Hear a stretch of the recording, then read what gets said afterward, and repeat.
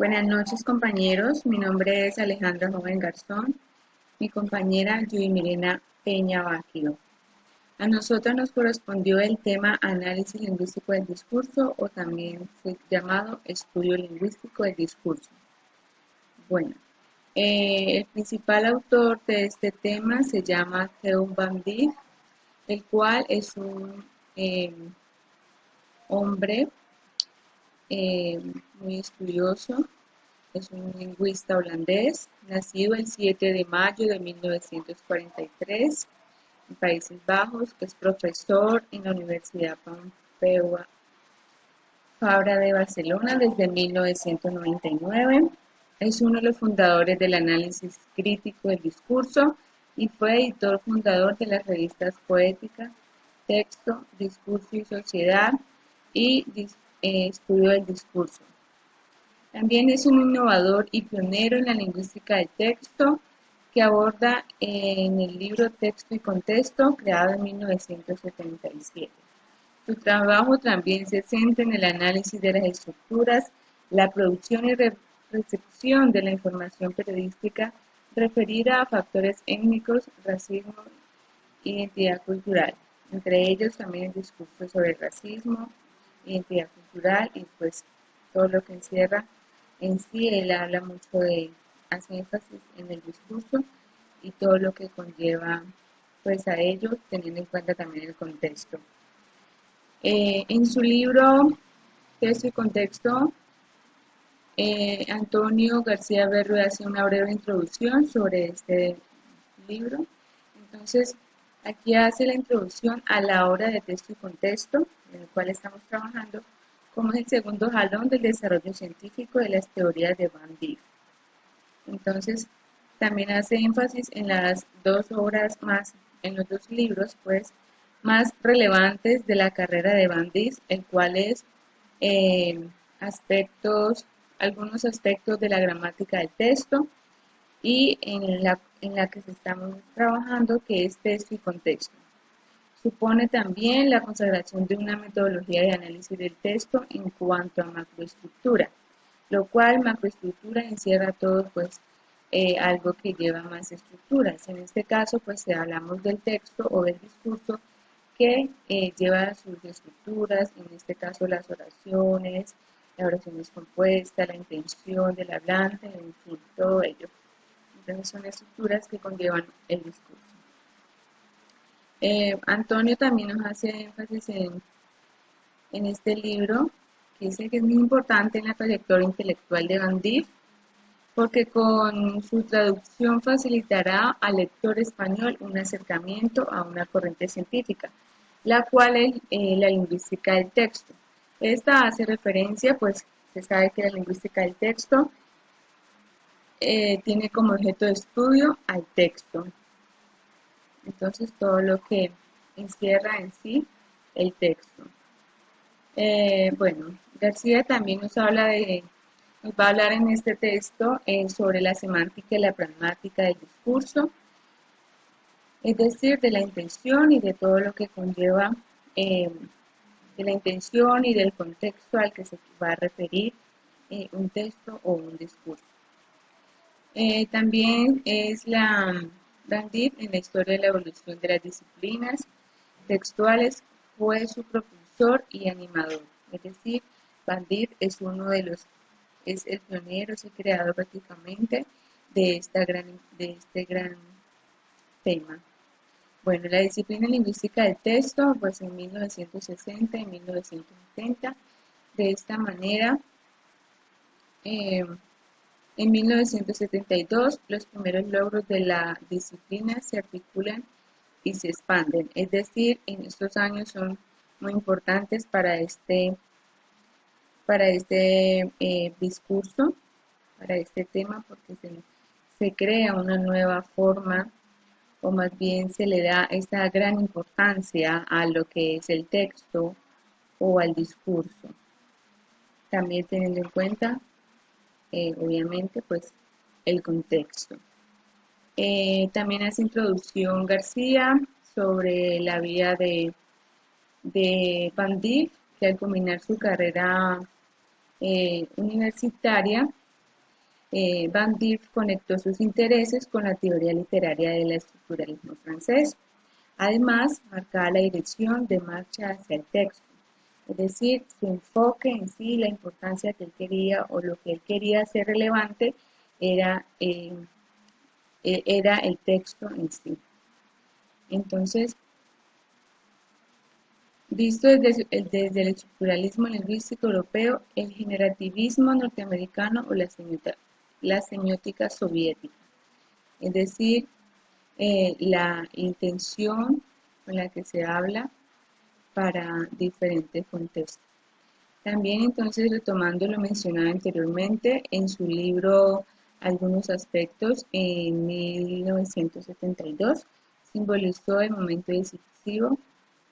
Sobre esto pues tenemos el texto, el cual es una palabra muy pequeña pero que es demasiado importante pues para nosotros, y la cual se define como una unidad y un nivel de la lengua. También se define como conjunto de elementos lingüísticos organizados según reglas de construcción.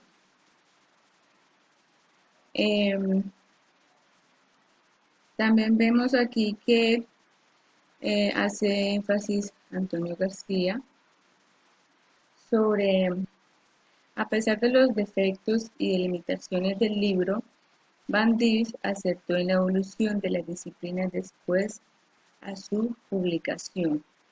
Es decir, publicó su libro, tuvo sus complicaciones, pero pues fue de gran importancia y fue uno de los más relevantes y es uno de los más importantes últimamente. Porque antes de 1972 el interés por el texto se daba desde dominios críticos literarios, es decir, solo se opinaba en libros, se daba opinión así, pero no era como tan relevante y como alguien de darle esa importancia y de llevarlo al público y de hacer un discurso sobre ello y sobre la importancia que tiene. Entonces, lo que hace en su libro algunos aspectos es definir de forma clara la condición general lingüística de la forma clara la lingüística de la noción de texto. Entonces, en pocas palabras, es este autor, este señor Van Dijk, es, es una, es una base importante, más bien es el autor de coloquial de este gran tema, de este importante tema, ya que pues para nosotros también como docentes, futuros docentes, es de suma importancia tenerlo a él en cuenta y saber todo lo que él opina sobre el texto del discurso, estudiarlo también muy bien, ya que nos sirve para nosotros como futuros docentes. Entonces, a continuación seguirá mi compañera Julie. Muy buenas noches, compañeros y docentes. Teniendo en cuenta lo mencionado anteriormente por mi compañera Alejandra, entonces seguiré dándole continuidad a lo que es la introducción del libro Texto y Contexto dada por el señor Antonio García. Bueno, entonces él nos dice que en este libro, y más exactamente en su primera parte, se plantean los problemas generales de conceptuación y además las sugerencias de formalización lingüística de la unidad del texto, ¿sí? En este caso, la coherencia, el plan, la conexión, entre otros. Además, entonces encontramos la proclamación del texto como unidad de discurso más extensa, ¿sí? Todo esto suponía la superación evidente del generativismo sintáctico y semántico, ¿sí? Trayendo a colación que el generativismo es un modelo gramatical que tiene como objetivo formular reglas y principios mediante la cual un hablante, ¿sí?, puede producir y comprender todas las oraciones de una lengua, ¿sí? Bueno, entonces también Van Dijk, él plantea lo que es la macroestructura que la llama también estructura profunda, y además la microestructura, que la define como una estructura superficial, ¿sí? Teniendo en cuenta entonces que la macroestructura es el contenido semántico global de un texto, ¿sí? Este mismo pues le da un sentido general, ¿sí? Y la microestructura es cada una de las ideas principales, también conocidas como preposiciones, que relacionadas entre sí semánticamente logran dar un soporte a la idea general del texto. En este caso, pues la idea general es llamada macroestructura. ¿Listo? Entonces, estas dos, la macroestructura y la microestructura, ¿sí? Así denominada por Van Dijk, suponían una iniciativa muy inteligente, ¿sí? De parte de este lingüista, porque aportó de manera positiva a la aclaración lingüística de un fenómeno de discurso, en este caso llamado el texto. ¿Listo? Entonces ahora pasamos a lo que es el estudio lingüístico del texto, ¿sí? En primer lugar, entonces encontramos la noción de coherencia y cohesión del discurso, ¿sí? Estos se perfilan y se fijan a través de un sistema muy complejo, ¿sí? Que será explicado un poco más adelante. También encontramos los conectores lógicos y lingüísticos, que son los que constituyen, ¿sí? Instrumentos de enganche intersentencial, es decir, fuera del nivel oracional. También entonces encontramos que en la construcción del texto encontramos a los conectores implícitos y explícitos, que estos son el esqueleto natural de la estructura de un discurso, ¿sí? Avanzamos y nos encontramos nuevamente con lo que es la macroestructura del discurso, ¿sí? Pero entonces, retomando que en el libro Son Aspect, que traducido al español significa algunos aspectos de las gramáticas del texto, ¿sí? En este libro, que fue publicado por Van Dijk en 1972, entonces él denomina o define a la macroestructura como estructura del discurso. ¿Listo? Para tener en cuenta, vamos a complementar un poco, ¿sí? Acerca de las disciplinas del análisis del discurso. En este caso, entonces, encontramos la retórica, ¿sí? Que es cualquier proceso comunicativo ordenado que tenga como fin la persuasión, ¿sí? Como ya lo hemos visto y mencionado en algunas clases anteriores. También encontramos la lógica formal, ¿sí? Que es una disciplina filosófica que tiene como objeto de estudio los principios y métodos que se usan para diferenciar el razonamiento correcto del incorrecto. Y en este caso, pues también la lingüística del texto, que es una rama de la lingüística general, cuyo objeto de estudio, pues, es el texto, ¿sí?